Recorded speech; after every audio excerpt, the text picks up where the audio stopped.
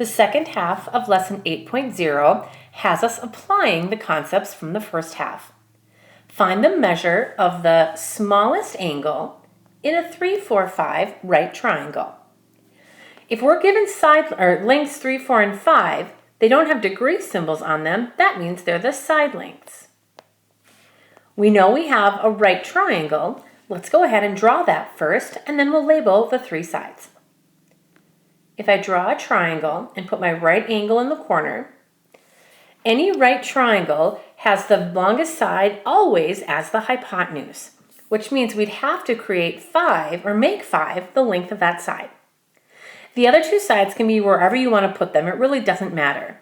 I'm going to put the 3 on the bottom just because that looks kind of like the smaller of the 2 sides, and then I'll make 4 that vertical segment. When we're asked to find angles, we have 2 choices. We can either subtract from 180 or we can take the inverse of a trig function. Well, we don't know 2 of the 3 angles, so we can't subtract from 180. That means we'll have to do a trig inverse. Back in geometry, there was a theorem that talked about side lengths and angles in any triangle. That theorem says that the smallest angle in a triangle is always directly across the smallest side length. And the same rule would apply for the biggest angle and the biggest side length. In this triangle then, the angle that's directly across side length 3 would be the smallest angle. So I'm just going to mark that and make that our theta. If we're doing a trig inverse, we should pick sine, cosine, or tangent. And we actually can pick any one of those 3. We have enough information because we know all 3 side lengths. I'm going to go with cosine. From that angle, a cosine definition is adjacent over hypotenuse. The hypotenuse is 5. The adjacent side is the other side length that touches. The adjacent side is 4. To get theta by itself, we'll take cosine inverse. If you plug in cosine inverse of 4/5 on your calculator, be sure you're in degree mode. Rounding all angles to the nearest tenth, you should get the measure of that theta value to be 36.9 degrees.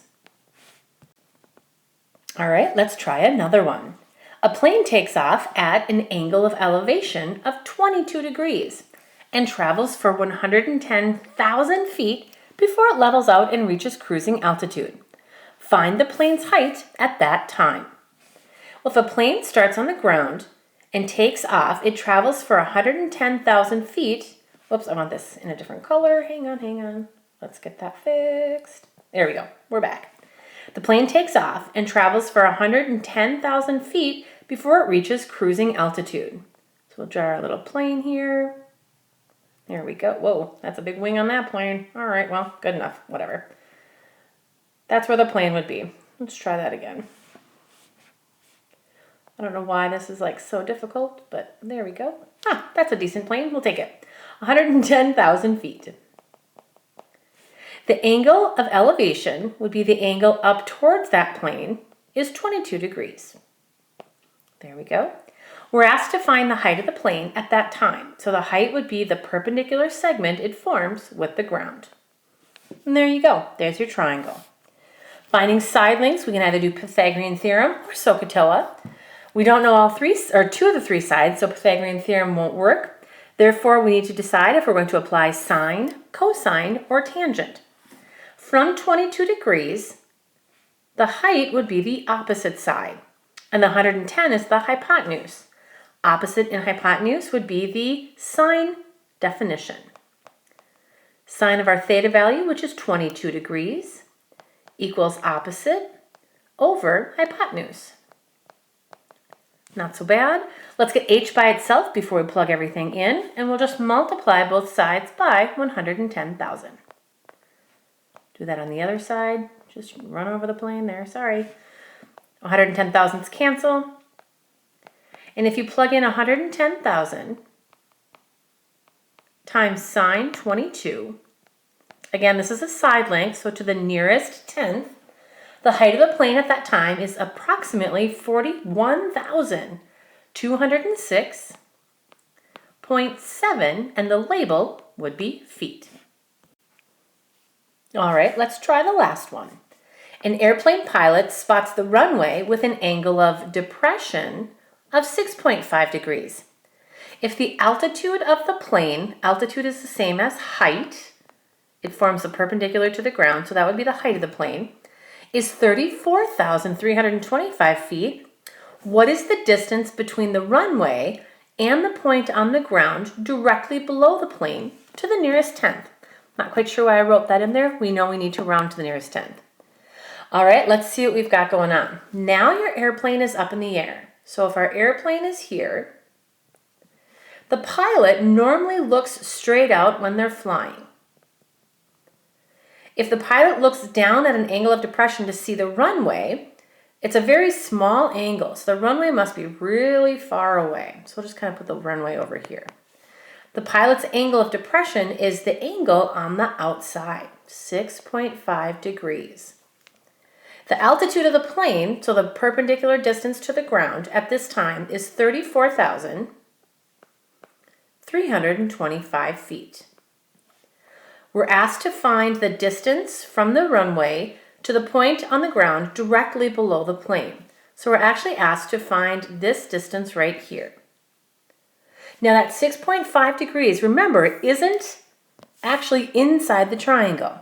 But from our angle of elevation and angle of depression rules from yesterday, if 6.5 degrees is this angle up at the top, it's also the same as the angle of elevation at the bottom.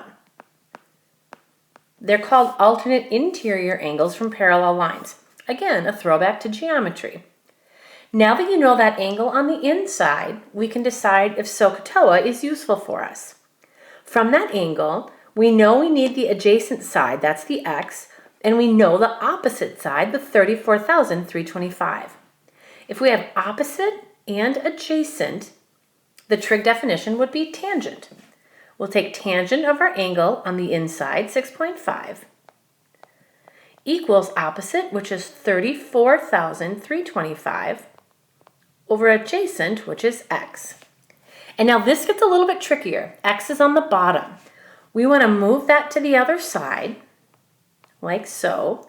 The x's cancel out, and we have x times tan 6.5 equals 34,325.